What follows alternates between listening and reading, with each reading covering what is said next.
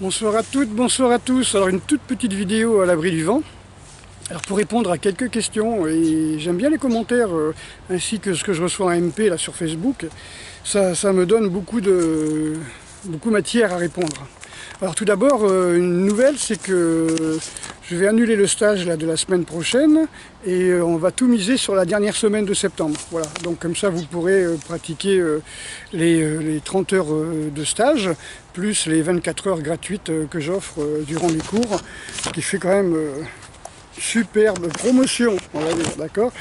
Ok, donc vous disiez, on m'a demandé, est-ce que vous pensez que c'est si visible que ça, un petit peu la génération ce qu'on appelle génération perdue des années 80.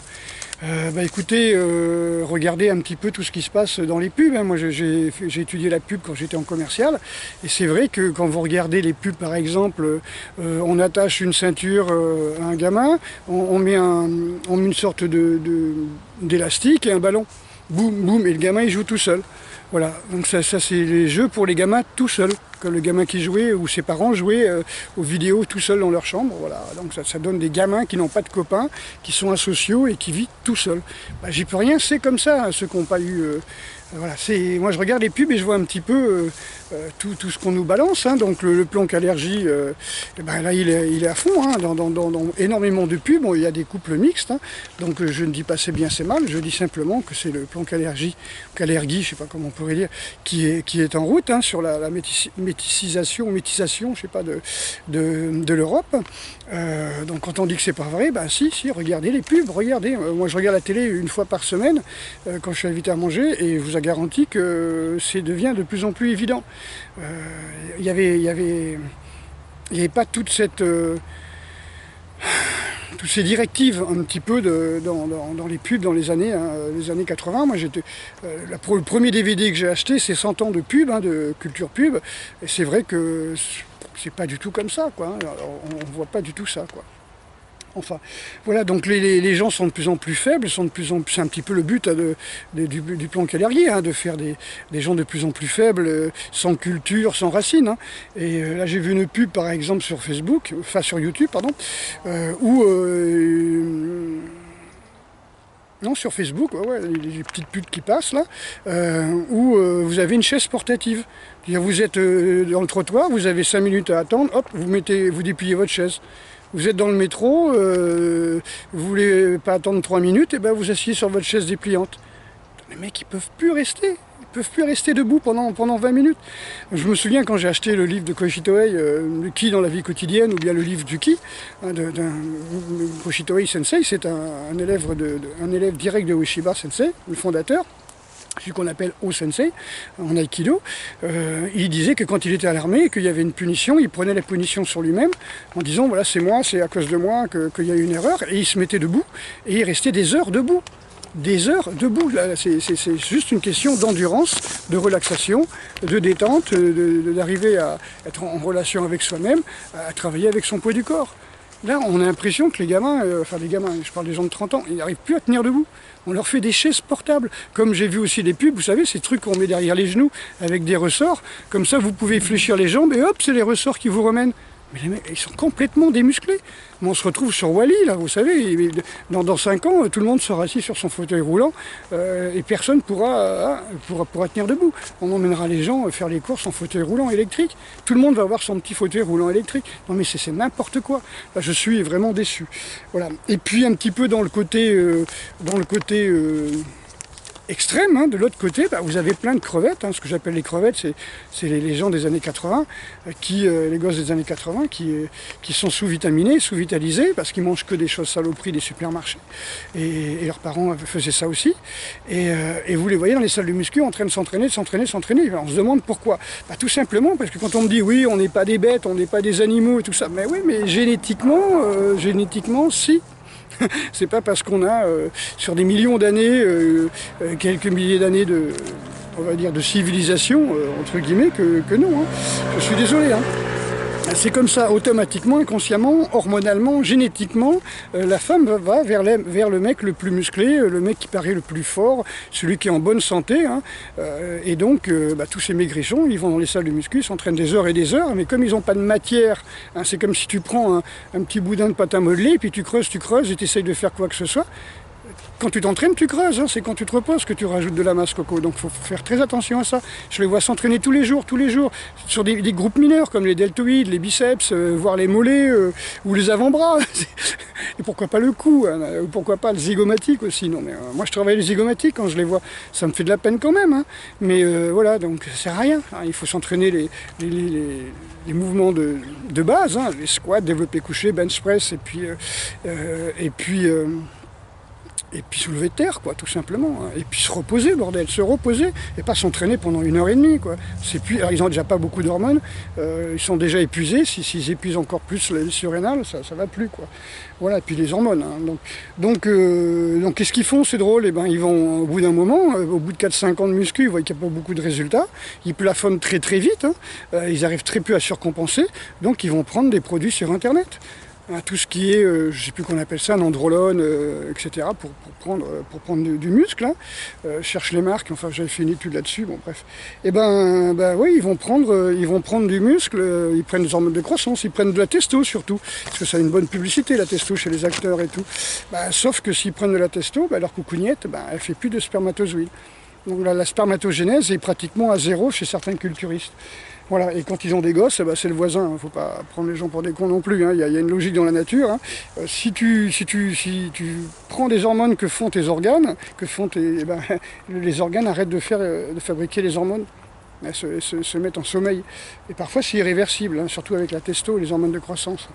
Donc les nanas, elles vont être attirées vers les gens qui font de la muscu, qui sont bien costauds. Ça c'est encore automatique, c'est inconscient, c'est hormonal, c'est génétique, c'est comme ça. Elles sont programmées pour aller vers celui qui paraît le plus sain, le plus fort, le plus costaud pour la protéger, pour protéger l'enfant. Hein.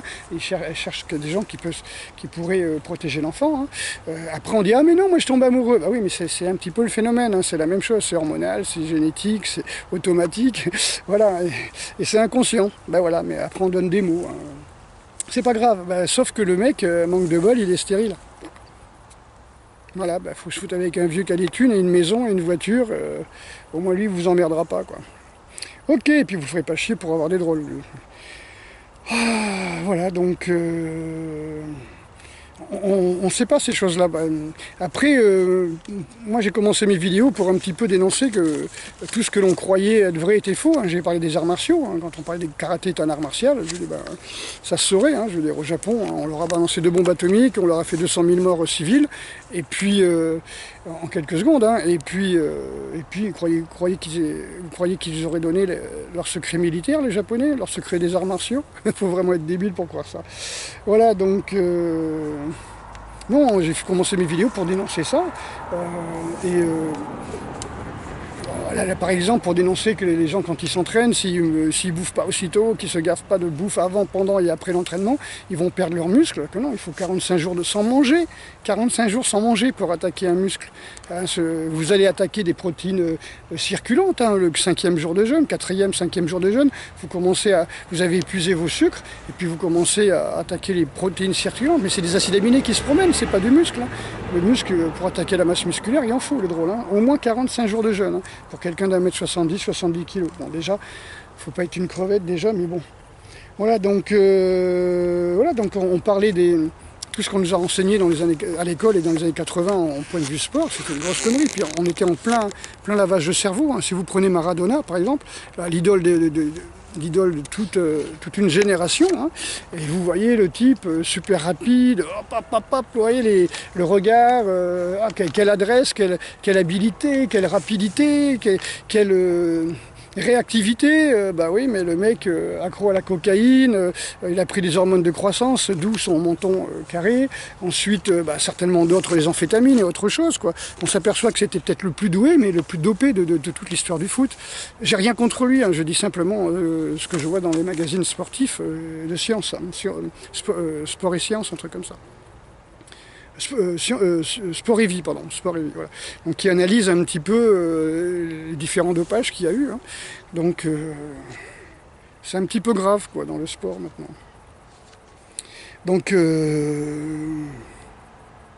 je voulais dire aussi, ah oui, mais d'arrêter d'acheter de la merde. Hein. Les gens ils se plaignent qu'il y a de la merde dans les supermarchés, que ça coûte cher et tout. Ben non, non, les gens achètent 2 fois moins maintenant, mais les supermarchés font encore des bénéfices. C'est-à-dire que les gens achètent beaucoup moins, ils sont beaucoup plus regardants, mais ils achètent des produits de meilleure qualité, donc plus chers. Ben c'est bien, si tout le monde achetait français, si tout le monde achetait des productions locales, ça serait un petit peu plus cher, mais ils mangeraient bien, ils seraient moins malades. Donc dans tous les cas, ils feront des économies, ça leur évitera d'avoir des arrêts de travail et de perdre de l'argent et d'aller voir ces crapules du corps médical, d'accord? Il est bourre de médicaments, de produits chimiques qui ne servent pas à grand chose. 80% des médicaments servent strictement à rien. Voilà, donc on m'a demandé, oui, j'ai parlé des individualistes et comment on reconnaissait les individualistes. L'individualiste, c'est quelqu'un qui ne sait pas donner. Il croit qu'il donne peut-être, ou en tout cas il fait semblant. C'est un peu le pervers narcissique manipulateur, hein, donc il fait semblant de donner, mais il ne sait pas et ça se voit assez vite quoi. Il joue la comédie dans ses sourires, dans le ton de sa voix, donc il est très séducteur. Et puis quand il donne, c'est qu'il espère quelque chose en retour, mais il ne donne pas spontanément. Alors ça c'est une façon de les démasquer, et puis ensuite quand vous êtes auprès de ces gens-là, vous êtes constamment fatigué, vous êtes constamment vidé, vous avez l'impression que vous êtes complètement épuisé, et vous ne comprenez pas pourquoi. Vous comprenez le jour où cette personne va prendre une semaine de vacances, et là vous avez une patate du tonnerre, tout simplement parce que ces gens-là, ils ne font que donner, que prendre, et comme ils ne donnent pas, ils ne reçoivent pas d'énergie. Comme ils ne savent pas donner, ils ne reçoivent pas d'énergie, on va dire, cosmique. Voilà, vous savez que plus vous donnez, c'est comme une source, plus elle donne, plus elle s'enrichit. Elle est toujours pure parce qu'elle donne constamment. Le jour où une source arrête de donner, elle se remplit de boue, de vases et de cailloux. Et de cailloux, voilà, d'accord. Alors, ce sont des vampires psychiques, hein, des pervers narcissiques, et donc ces gens-là, ils sont constamment à la recherche de victimes. Hein. Et pour eux, c'est une question de vie ou de mort. Hein. Comme ils ne savent pas donner, comme ils méditent pour eux, ils font du yoga pour eux, ils alignent leurs chakras pour eux. C'est toujours pour eux. C'est jamais pour être utile, c'est jamais pour aider les gens. Voilà. Et quand ils disent que c'est pour aider les gens, non, c'est pour les manipuler, pour que ça leur revienne encore plus. Voilà. Donc, comment on les identifie, comment on les reconnaît, tout simplement parce qu'on se sent mieux quand on n'est pas avec eux. D'accord? Donc, toutes ces personnes, vampires psychiques. Donc d'abord les reconnaître, les identifier et les éviter le plus possible. Ensuite une phrase qui m'a beaucoup marqué, c'est qui contrôle le passé contrôle le présent, qui contrôle le présent contrôle le futur et le passé. En gros, celui qui arrive à nous faire croire que tel ou tel événement s'est déroulé dans le passé, il va jouer sur nos peurs, parce que nous on marche aussi par neurones miroirs et par référentiel, et donc en fin de compte, quand quelque chose a été négatif, ou on nous dit que quelque chose a été négatif, on a peur. Et donc si on a peur, on craint que ça revienne. Hein. Quelqu'un qui a été battu aura toujours peur d'être battu. On dit un chat échaudé craint l'eau froide. Hein. Et donc si on dit à un enfant, encore une fois de mère célibataire, ton père c'est un salaud, ton père c'est quelqu'un qui frappait, c'est ceci, c'est cela, le gamin il aura toujours cette idée dans la tête, et il va sans arrêt critiquer toutes les personnes qui sont âgées, par exemple. Alors c'est un exemple, hein, il y en a plein d'autres, hein, j'ai pris celui-là, parce que j'ai vécu dans des cités où c'était farci de phénomènes comme ça, quoi. Voilà. C'est un petit peu comme le gars qui dit je suis allé à Vire, qui dit à Pôle emploi, vous m'avez envoyé à Vire, j'ai été viré, vous m'envoyez en Limoges, j'ai été limogé, bon là vous m'envoyez à Castres, j'ai pas envie d'y aller, vous voyez. Donc voilà, c'est-à-dire en fin de compte on travaille toujours par rapport au passé. Voilà. Et tout dans vos relations, aussi bien vos relations sentimentales, vos relations du travail, vous ne pouvez pas vous empêcher de comparer. Donc c'est comme ça, le cerveau il marche par comparaison, chez l'homme comme chez la femme. Parce que là on s'est aperçu, depuis peu les scientifiques sont aperçus que le cerveau de la femme et le cerveau d'homme ne sont pas les mêmes. Ah mon Dieu, sans blague, on n'a pas les mêmes hormones, on n'a pas les mêmes représentations dans l'espace, on n'a pas les mêmes endurances, on n'a pas la même sensibilité au poison, comme à la cigarette par exemple.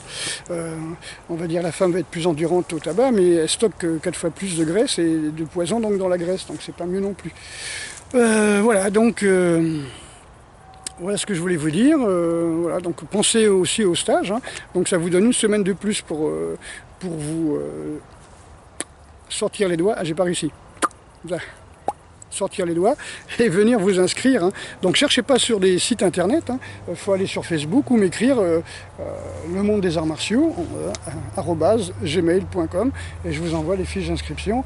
Et là vous avez donc un stage pratiquement à moitié prix puisque vous allez faire 5, 6, 7, 8, 9 jours de stage, enfin 29 jours d'entraînement, quoi. Ok. Donc gros bisous à toutes et à tous, j'espère que vous êtes en super forme. Moi j'ai une super patate là, moi j'ai mangé pour mon dernier repas, je crois que c'était hier soir.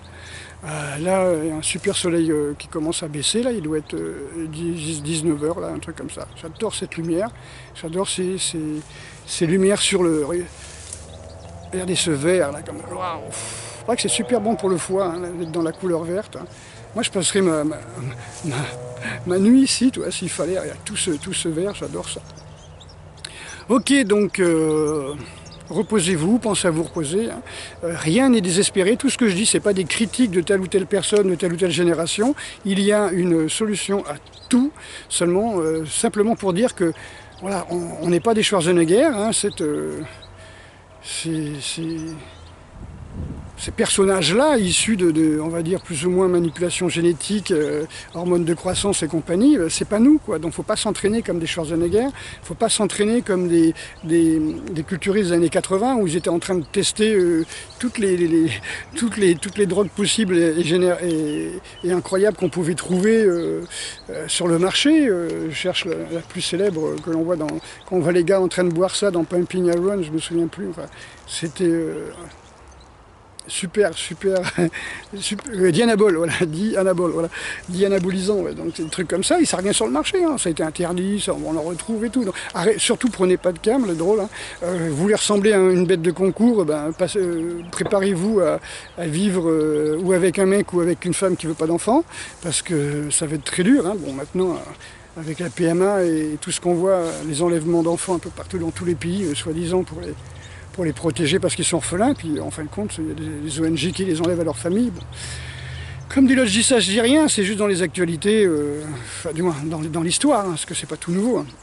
Voilà, et puis ne croyez pas que ça s'arrête, hein. Ok, donc je continue si ça vous intéresserait, ça vous intéresse beaucoup, à dénoncer un petit peu les facéties des historiens, tout ce qui est, quand vous regardez par exemple dans les livres d'histoire, je me souviens dans les livres d'histoire quand j'étais môme, hein, j'avais 11-12 ans, tout ça, on voyait des photos, on voyait des tableaux d'histoire, Napoléon et tout ça. Bah, évidemment, ce ne sont que des tableaux, donc c'est des créations artistiques, et c'est totalement faux, hein. Et ce qu'il faut savoir, c'est que beaucoup de photos que l'on voyait étaient des scènes de films de propagande, hein, comme ou des tableaux, hein, mais c'est pareil, c'est des scènes de films, des scènes de propagande, hein, qui ont été restituées à la demande d'un empereur ou d'un roi, d'un tsar ou je ne sais quoi, et ou d'un Pol Pot local, hein.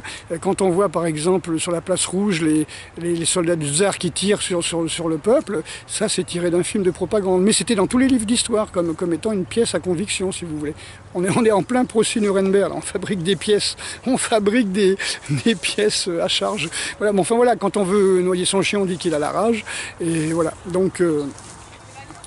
les livres d'histoire sont pleins de pièces à charge, quoi. Des conneries pas possibles inventées par les dictateurs. Allez, gros bisous, allez, ciao. Et mettez-moi des commentaires si vous avez des sujets qui vous intéressent.